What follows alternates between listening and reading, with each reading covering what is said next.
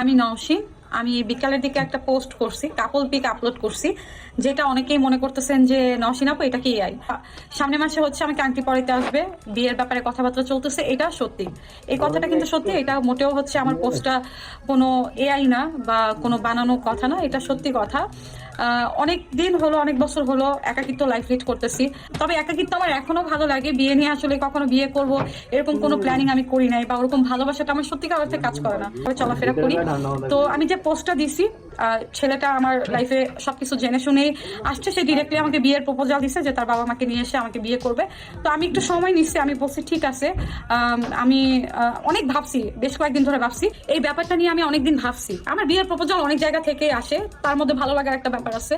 তো ছেলেটা যখন আমাকে বিয়ের প্রপোজাল দিছে ডিরেক্ট যে বিয়ে করব, আমি আপনার দায়িত্ব নিতে চাই, আমি আপনাকে বিয়ে করতে চাই, আমি আপনার সবকিছু জানি জেনে শুনেই আমি চাই যে আপনার কষ্টের ভাগ নিতে চাই।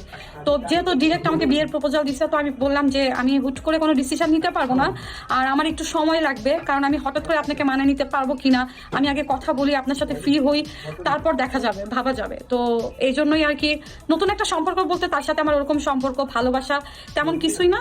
জাস্ট হচ্ছে হ্যাঁ, আগাবো, সামনের দিকে আগাবো, কথাবার্তা হাই হ্যালো এই পর্যন্তই।